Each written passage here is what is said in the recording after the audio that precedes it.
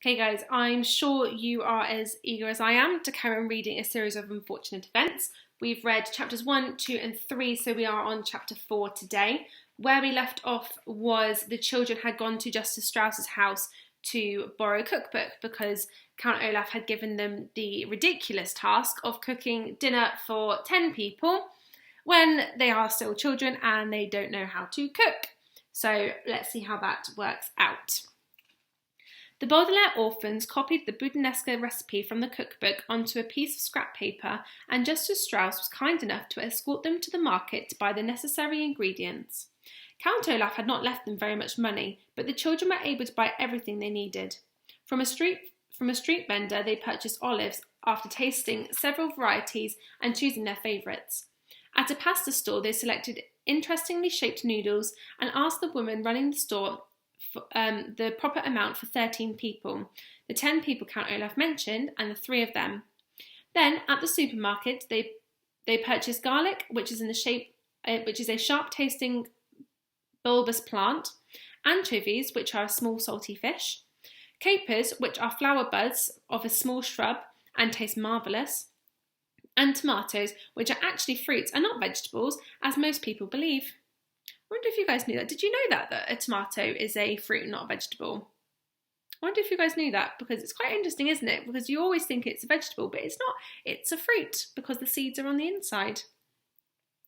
They thought it would be proper to serve dessert and bought several envelopes of pudding mix. Perhaps, the orphans thought, if they made a delicious meal, Count Olaf might be a bit kinder to them. "Thank you so much for helping us today," Violet said, as she and her siblings walked home with Justice Strauss. "I don't know what we would have done without you." "You seem like very intelligent people," Justice Strauss said. "I dare say you would have thought of something, but it continues to strike me as odd that Count Olaf has asked you to prepare such an enormous meal." "Well, here we are. I must go inside and put my own groceries away. I hope you children will come over soon and borrow books from my library." "Tomorrow?" Klaus said quickly. "Could we come over tomorrow?" "I don't see why not," Justice Strauss said. "I can't tell you how much we've appreciated this," Violet said carefully. With their kind parents dead and Count Olaf treating them abominably, the 3 children were not used to kindness from adults and weren't sure if they were expected to do anything back. "Tomorrow, before we use your library again, Klaus and I would be more than happy to do household chores for you. Sonny isn't really old enough to work, but I'm sure we could find some way to help you." Justice Strauss smiled at the 3 children, but her eyes were sad. She reached out a hand and put it on Violet's hair, and Violet felt more comforted than she ever had done in some time. "That won't be necessary," Justice Strauss said. "You are always welcome in my home." Then she turned and went into her home, and after a moment of staring at her, the Baudelaire orphans went into theirs. For most of the afternoon, Violet, Klaus and Sonny cooked the Budinesque sauce according to the recipe. Violet roasted the garlic and washed and chopped the anchovies. Klaus peeled the tomatoes and pitted the olives. Sonny banged on a pot with a wooden spoon, singing a rather repetitive song that she had written herself. And all the 3 of the children felt less miserable than they had since they arrived at Count Olaf's. The smell of cooking food is often a calming one, and the kitchen grew cosy as the sauce simmered, a culinary term in which means cooked over a low heat. The 3 orphans spoke of pleasant memories of their parents and about Justice Strauss, who they agreed was a wonderful neighbour, and in whose library they planned to spend a great deal of time.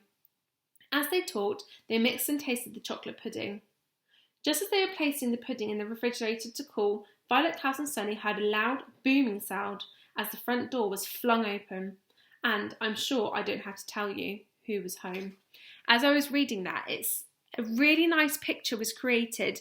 They were cooking, they were talking about how nice the smell was, they were talking about their parents. A really lovely image was being created. And as I was reading it, I was waiting for that boom of Count Olaf coming home and ruining it. And it really did happen, because it literally said about him flinging the door open. So just as everything's getting peaceful and really nice, it's like bang! In comes Count Olaf to ruin it. "Orphans!" Count Olaf called out in his scratchy voice. "Where are you, orphans?" "In the kitchen, Count Olaf," Klaus called.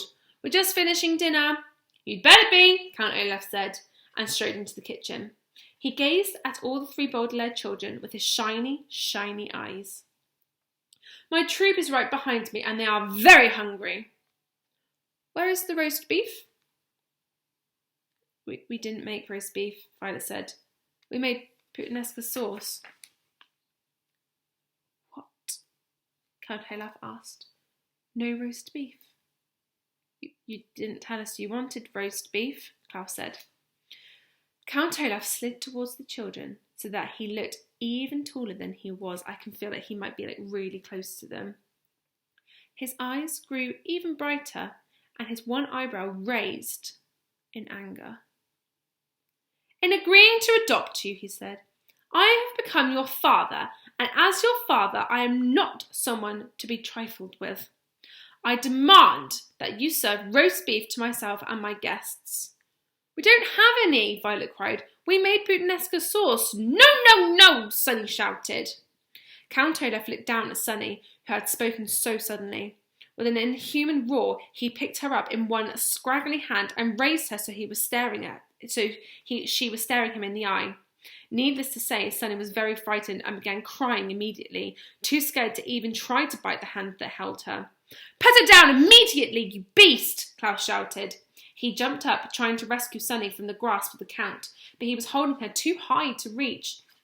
Count Olaf looked down at Klaus and smiled a terrible, toothy grin, raising the wailing Sunny up even higher in the air.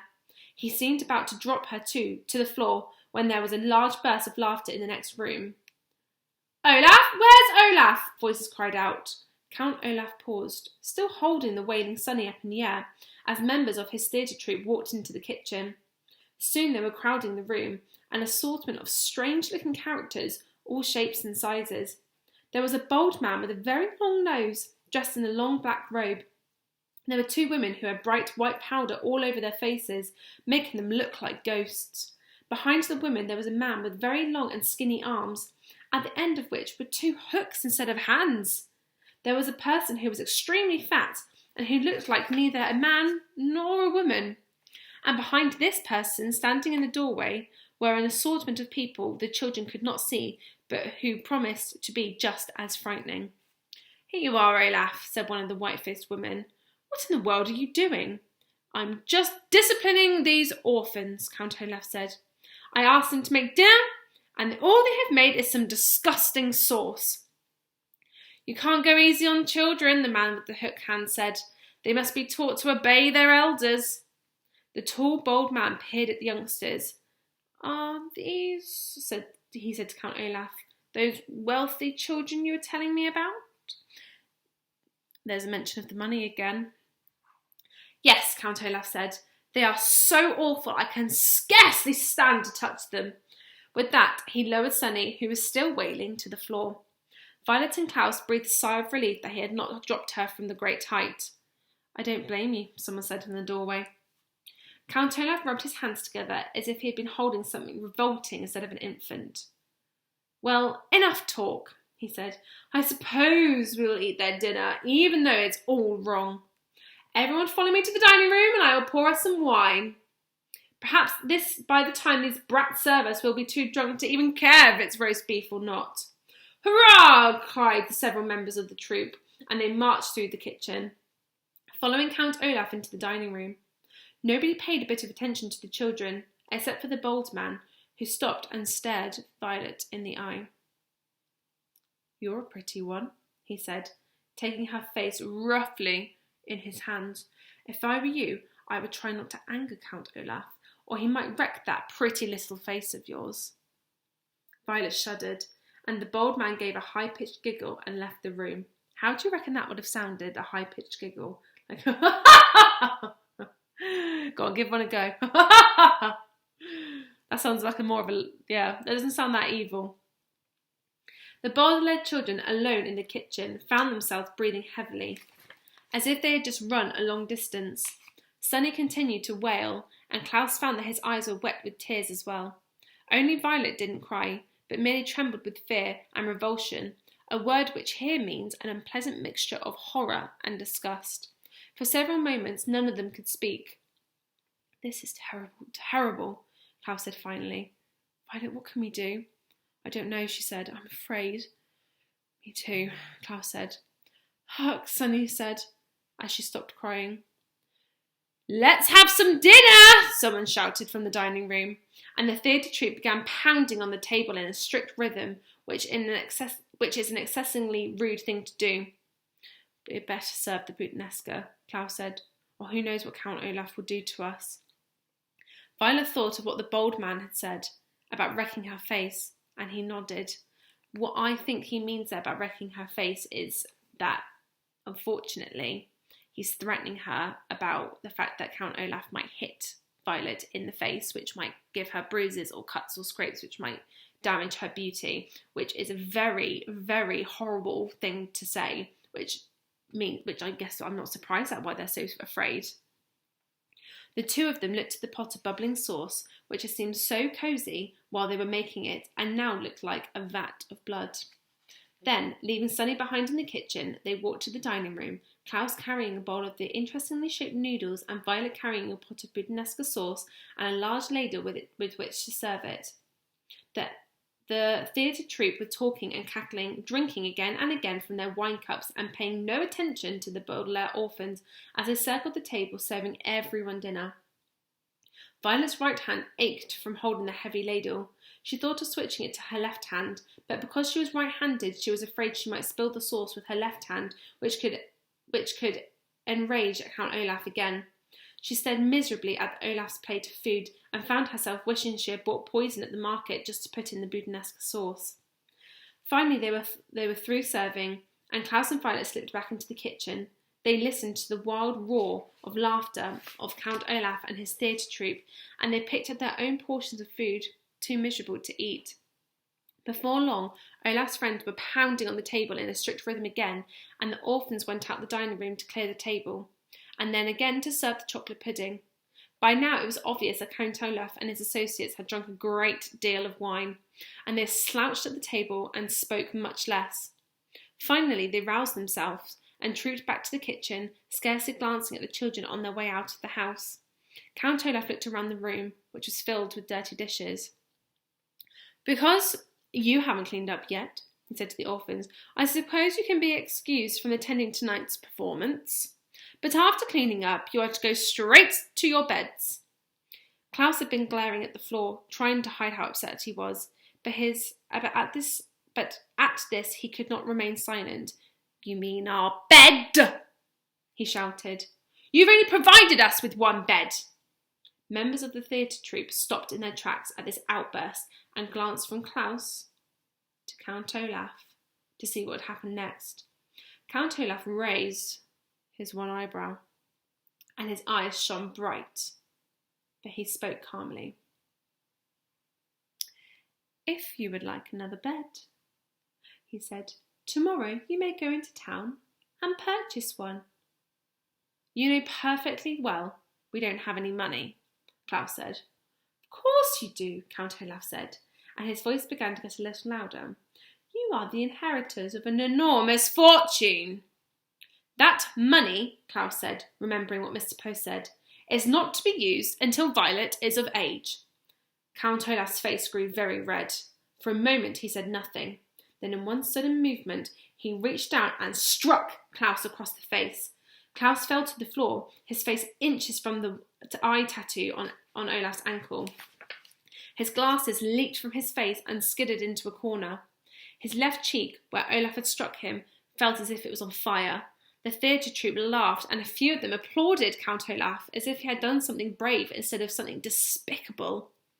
Come on, friends, Count Olaf said to his comrades. We'll be late for our performance. If I know you, Olaf, said the man in the hook hands, you'll figure out a way to get that Baudelaire money. We'll see, Count Olaf said, but his eyes were shimmering bright as if he already had an idea. There was another loud boom in the front door, as the front door shut behind Count Olaf and his terrible friends, and the Baudelaire children were alone in the kitchen. Violet knelt at Klaus's side, giving him a hug to try and make him feel better. Sunny crawled over his glasses, picked them up, and brought them to him. Klaus began to sob. Not so much from the pain, but from the rage of the terrible situation they were in. Violet and Sunny cried with him. And they continued weeping as they washed the dishes, and as they blew out the candles in the dining room, and as they changed out of their clothes and lay down to go to sleep. Klaus in the bed, Violet on the floor, Sunny on her little cushion of curtains. The moonlight shone through the window, and if anyone had looked into the Baudelaire orphan's bedroom, they would have seen the 3 children crying quietly all night long. How terrible.